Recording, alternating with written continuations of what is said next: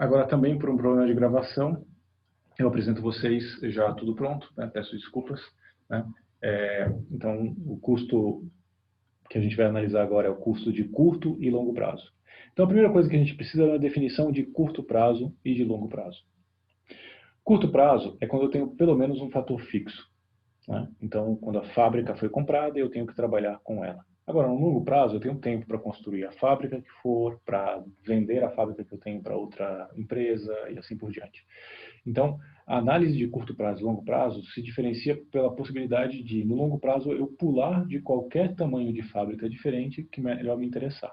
Enquanto que no curto prazo eu estou preso a uma dessas curvas de custos que eu estou colocando aqui em diferentes escalas nesse gráfico. Então pense o seguinte, tem uma quantidade a ser produzida e custo para essa unidade. Vamos pensar no exemplo da Fiat Chrysler Automotive, na FCA, quando foi construir a sua fábrica lá em Pernambuco recentemente. Então, digamos que ela mandou para a engenharia de custos, eles fizeram análise dessa fábrica e dessa fábrica, sendo que essa está pensada para em que o custo mínimo seja exatamente produzir 50 mil carros ano, enquanto que essa, custo mínimo, 100 mil carros ano. Então, a primeira coisa que eu queria que vocês prestassem atenção é que, nesses dois cenários, eu tenho, primeira coisa, custos mínimos diferentes. Na segunda fábrica, eu tenho um custo mínimo menor. Mas digamos que o preço da Toro, que é fabricada lá, do Jeep Renegade, do Jeep Compass, são todos iguais. Então, o que vai mudar é a lucratividade da empresa. Só que, é claro, como a Fiat Chrysler não tem um preço fixo, ela tem que pensar o efeito da quantidade produzida, ver se há ou não demanda para isso. Por quê? Digamos que a empresa optou por essa primeira fábrica pensada para 50 mil unidades ano. E aí ela começa a perceber que há mercado para produzir muito mais do que isso. O que acontece? Se ela começa a subir o nível de produção, o custo de produção vai subindo drasticamente. Então ela não consegue atingir esses 150 dentro do preço fabricado da Toro, digamos assim, ou do Jeep Renegade. Então ela vai perder vendas, em vez de subir, porque senão ela perderia a lucratividade. Então ela vai abandonar aqueles clientes que gostariam, vai ter demanda e não sei o que lá, você vai ter uma quantidade produzida menor do que a ideal, porque senão os custos vão explodir. E da mesma maneira, se você opta pela fábrica de 100 e você percebe que exagerou, não adianta você tentar reduzir a produção, porque os custos de produção vão ficar maiores, inclusive, do que se você tivesse aquela fábrica menor. Isso é um dos motivos porque, em geral, montadoras não fazem produções muito menores do que, ou muito menores ou muito maiores do que a sua fábrica está projetada. Porque o custo unitário de produção sobe muito. Tá? Basta vocês pensarem. É um período de crise que as montadoras fazem. Às vezes dão férias coletivas e deixam tudo parado por um tempo e retomam a produção. Mas retomam a produção e vão estocando, né? Você vê o pátio cheio de carro. Por que os pátios ficam cheios de carro? Porque produzir muito menos, em muito menor quantidade, faz com que a unidade, o custo de unidade produzida fique muito caro. Então é melhor você ter um custo de estoque do que você ter o custo direto subindo a produção. Então você vê aqueles pátios lotados de carros. Ou então, por exemplo, época de muita bonança. Está vendendo muito carro. Você não faz uma fábrica de uma hora para outra. Você não vai e monta uma fábrica de uma hora para outra. E nem aumenta o nível de produção com todos os demais fatores fixos. O que você faz? Faz um turno adicional. É o máximo que você pode fazer. Né? Mas também você não sai aumentando a produção. Não, vamos aumentar a produção de qualquer jeito, porque senão os custos explodem. Bom, então isso explica porque você não pula de uma fábrica para essa no curto prazo. Mas no longo prazo você pode pular. E aí, esse princípio que os custos vão diminuindo à medida que você vai aumentando a escala de produção, é o que a gente chama de economia de escala. Só que, a partir de certo nível, uma faixa ótima, vocês podem ver que se isso aqui indica o ponto de custo mínimo, aqui eu tenho o mínimo que volta a subir. A gente tem as famosas deseconomias de escala. Como é que eu transformo essas 5, foram exemplos, mas poderiam ser 25, 100, 1000 fábricas diferentes, só que ficaria muito tumultuado esse gráfico. Pela envoltória, eu consigo construir a curva de custo médio de longo prazo. Então, através de infinitas curvas de curto prazo, eu consigo fazer análise de uma fábrica para longo prazo. Tá? Então, essa é a primeira observação. A curva de custo de médio de longo prazo, de custo médio de longo prazo, é a envoltória, ou envelope, a gente chama, das curvas de custo médio de curto prazo. Tá? De onde vêm essas economias de escala? Essas economias de escala vêm pelo próprio rendimento de escala, porque, como a gente viu lá na produção, na aula passada, à medida que você vai especializando trabalhadores, deixando que eles trabalhem de modo mais ordenado e tudo mais, você consegue produzir mais com os mesmos recursos. Porém, não só isso explica a economia de escala. Compras maiores permitem descontos maiores. Então, seus fornecedores começam a vender mais barato para você, unitariamente. Basta pensar na fábrica de 50 para 100 mil carros. Esses 50 mil carros precisam de 5 pneus cada, 250 mil pneus. Porque tem o step mais os 4 pneus, então você precisa de 5 vezes. Né? Então, se a Pirelli, digamos, é a fornecedora de pneus da Fiat, aqui ela está vendendo 250 mil pneus para a fábrica de Pernambuco. Se eu vou produzir 100 mil, aqui a Pirelli vai ter um contrato de $500 mil, ela vai poder vender mais barato o pneu. Tá? Então, outro motivo são as compras maiores. E, inclusive, pessoal, mesmo num cenário em que não tem rendimentos de escala, por causa dessas compras maiores, por exemplo, rendimentos constantes em escala, se aumenta em 10% o volume produzido, você aumenta em 10% a produção. Então, não tem ganho de escala. Mas você tem como barganhar, né, conseguir menores preços de insumos, como o caso do pneu. Então, isso explica a principal diferença entre economias de escala e rendimentos de escala. Não é que as economias de escala são a mera representação gráfica do ponto de vista de custos do rendimento de escala. Não. Existem outros fatores que permitem, mesmo diante da ausência de rendimento de escala, ocorrer economias de escala. Tá? Isso é, inclusive, uma pergunta teórica da lista de exercícios que vocês têm.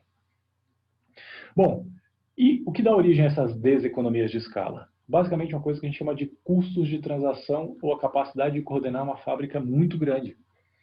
Quando você tem uma fábrica muito grande, começa a ter que ter transporte de trabalhadores, tempo de deslocamento do outro, fornecedores. Então, você começa a ter uma grande dificuldade de gerir uma coisa muito grande, o que torna mais complexo e mais caro você gerir tudo isso.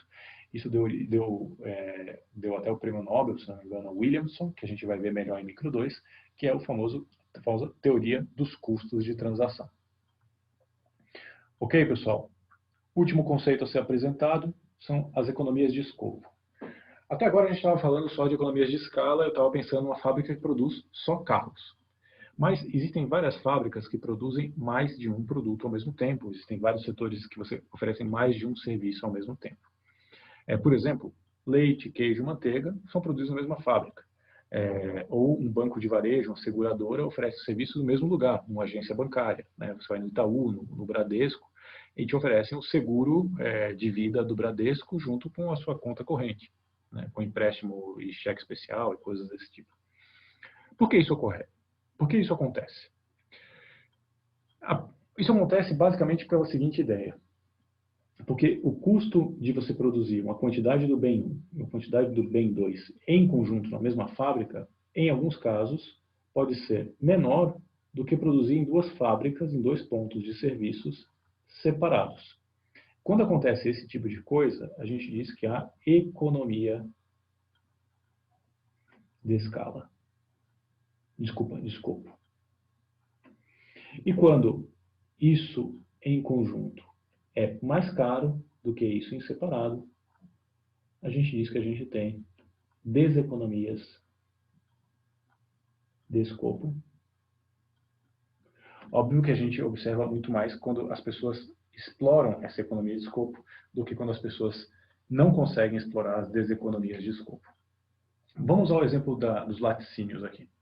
Quando você pensa, por exemplo, que uma fábrica de leite, né, ela recebe o leite in natura e aí vai processar para poder vender. O processamento, em geral, envolve tipos diferentes de leite, né, leite desnatado, por exemplo. Então você vai pegar o leite e vai retirar toda a gordura dele para fazer o leite desnatado. Olha o problema que você tem. Você vai fazer com a gordura? Vai jogar fora? Então, se você produz também queijo, manteiga, você pode fazer, por exemplo, ricota, você pode fazer outras coisas como subproduto desse processo que você vai fazer no leite, que poderiam ser mais rentáveis para você. Então, o próprio processo fabril pode convidar esse tipo de coisa. E se você vai fazer uma fábrica só de manteiga, digamos que você vai tirar toda a gordura e vai sobrar leite desnatado, por exemplo. Estou usando como exemplo, um exemplo meio hipotético, né? Mas, puxa, se você pega o leite desnatado e vende a manteiga separado, também é uma fonte de renda que você está abrindo mão, ou você vai jogar fora um subproduto que teria valor de mercado. Mas não é só o processo fabril, o processo de fabricação que pode permitir esse tipo de coisa.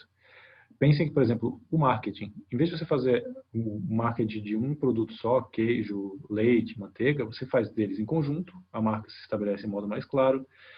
Do ponto de vista logístico, é bastante claro, você transporta leite, queijo e manteiga tudo junto. O seu vendedor vai vender para a mesma padaria, por exemplo, né? A padaria que compra o seu leite, ela pode comprar o seu queijo, sua manteiga com um mesmo vendedor, e você tem a economia de mandar tudo uma mesma carga só. Então, quando você produz produtos diferentes, leite, queijo e manteiga em conjunto, isso é claramente uma economia de escopo. E aí vem economia real, pessoal. Na vida real, quando você tem economias de escala e economias de escopo, ou pelo menos parcialmente uma delas, você está no mundo em que, digamos assim, favorece as fusões e aquisições. Né? M&A, né, Merge and Acquisitions, fusões e aquisições, exploram muito bem as possibilidades de economias de escala e escopo.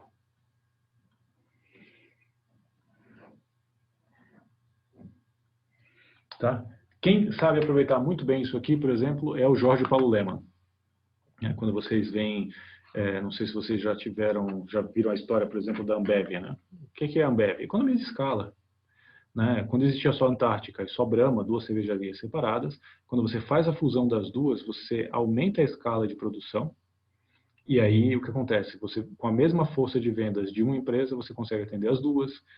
Com os mesmos centros logísticos de uma empresa, mesmos caminhões, você atende as duas. Às vezes a mesma fábrica passa a produzir as duas cervejas. Né? Então você tem grandes ganhos de economia de escala. E economia de escopo? Bom, economia de escopo você também vê muito mais quando você está, por exemplo, vendo empresas que montam um verdadeiro portfólio. Né? Sabe o caso, por exemplo, da Gillette, que foi comprada pela Oral-B, que depois a Oral-B foi comprada pela Procter & Gamble. Depois está fazendo um mix de produtos, um portfólio de produtos todo conjunto, que tem economia de escopo. Talvez não tenha economia de escala, porque não adianta a fábrica da Gillette, não vai produzir melhor bateria Duracell, nem escova de dente Oral-B, mas para Procter & Gamble, para Unilever, ter um portfólio completo, né, permite uma negociação melhor, né, permite um marketing melhor, um canal de distribuição e assim por diante, ou pensar nessas grandes empresas, por exemplo, de higiene e beleza, como sei lá, a Nivea, né, L'Oréal e coisas desse tipo. Tudo bem, pessoal? Então, analisem muito bem, toda vez que vocês ouvirem notícias no mercado de fusão e aquisição, onde está aqui a economia de escala, onde está aqui a economia de escopo. Tudo bem? Então, vamos pular de tópico agora.